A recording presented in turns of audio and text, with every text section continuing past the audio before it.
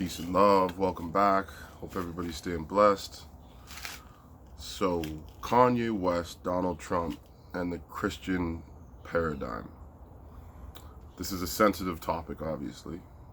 And before I really get into the juice here, I think it's important to make it very clear that the one known as Jesus, or Yeshua, or Christ, whether you believe in this person historically, whether you believe in this person metaphysically or literally, or you just believe it's all a story, this individual was not a Christian. There's no place in the Bible where Jesus says, I'm a Christian. All right. And so it's really important to establish that you can be a lover, a follower, a supporter, a believer in Christ, in the teachings of Christ, in the spirit of Christ, if you will, and not be or identify yourself as a Christian. Now, for people like me who came out of a Christian community, or as they refer to it, like the witnesses, you realize very quickly as you come out of that community that there is many different communities of people with many different belief systems who identify themselves as Christians, right? But they're all very different, and sometimes they have very different intentions, different practices. And so when we look at this whole thing here with Kanye West, and I also mentioned Donald Trump, what they have in common is that they're both Christians of the evangelical nature. So this sort of Bible Belt, evangelical, born-again style Christian.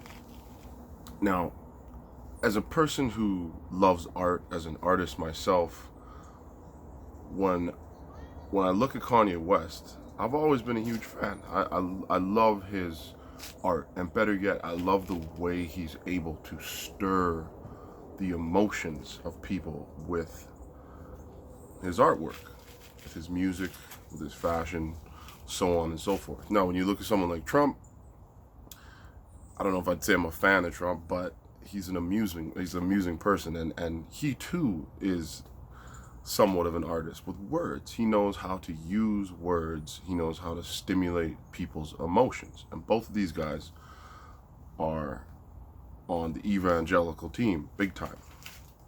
Now, when we look at awakening, spiritual awakening, I mean,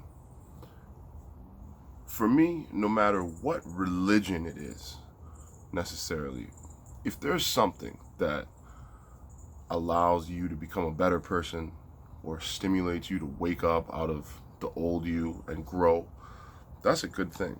And when I look and listen to a lot of the things that Kanye West is saying and doing right now, I'm impressed, because it seems like this is a person who is waking up to some degree. Now, do I agree with all of the different little Christian ideologies? Absolutely not.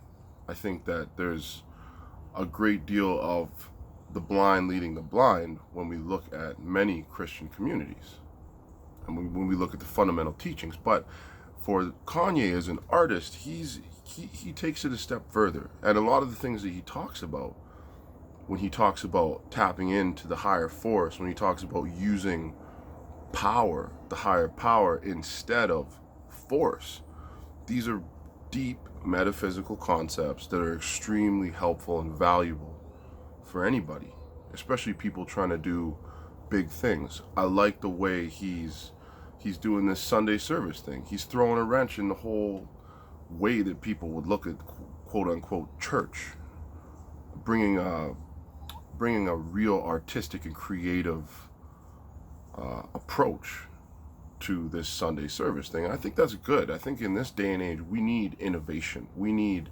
creative people to be innovative.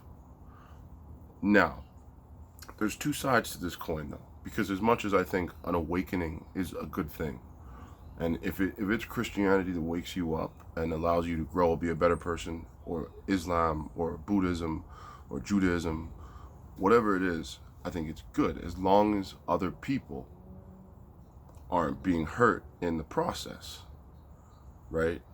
And for example, here in Canada right now, we have this preacher in Toronto who is being sort of pinned up against the LGBTQ community because he's very forthright with his Christian beliefs and very evangelical about it.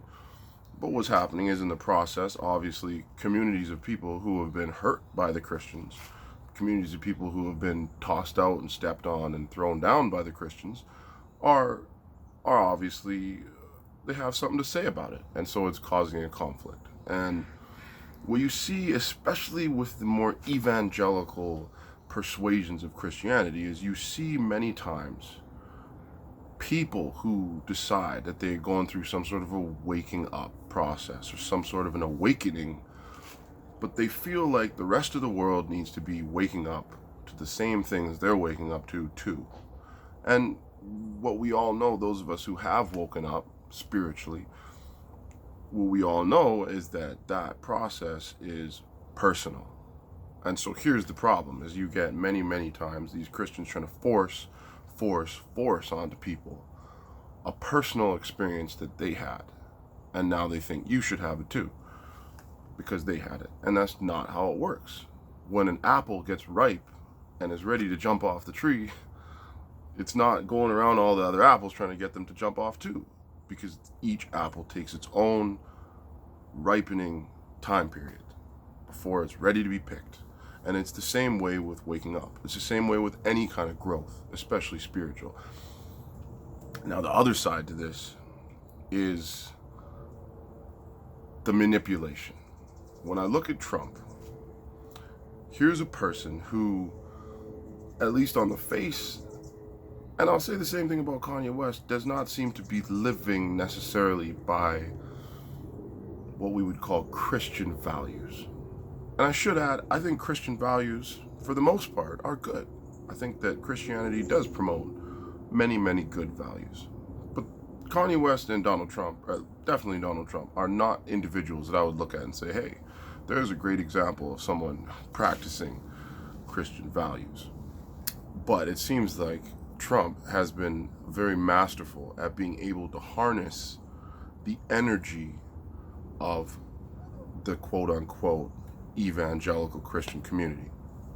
And so my concern is, when I'm watching Kanye West, as wonderful it is to see somebody who seems to be quote-unquote waking up, is there a hidden agenda? Because there's no doubt in my mind, when you look at Trump, that there is a hidden agenda. I don't even know if it's hidden. He knew that if he targeted the quote-unquote evangelical community, that he would harness a huge amount of support. And when I look at Christianity, sometimes there's no doubt that it kind of feels like a club. And if you're in the club, it comes with certain benefits. You're looked at different. You're treated different. Certain opportunities are made available to you that wouldn't otherwise be made available. And so naturally, there's a lot of hypocrisy that can get caught up there. And so, no doubt about Trump, the hypocrisy is live and direct. And it's ironic that he harnesses the attention of this particular community in order to push forward his personal agenda. And so the only question I have when we look at Kanye now is the same thing happening? And he's also made it pretty clear that he's planning on running for president. So is he just playing along the same lines that Trump was playing on, just priming this evangelical community of Christians just to get their political support? I think everybody should really be asking that question. But if there's anything to take away from what we see with someone like Kanye, it's that whatever your awakening process is, whether it's through Christianity, whether, like I said before, Buddhism, Judaism, whatever, or maybe it's just consciousness that wakes you up, it's a personal process. And people should be able to go through their own personal awakening without having to push that on others. right? And so we'll see what happens here with the whole thing. We'll keep watching. You know what I mean? I think it's great to see innovation being brought to the whole Christian paradigm. It's great to see art being brought to it. And we'll see what happens. But for the meantime, this is what it is. Stay up, like, subscribe, peace, love. I'm out.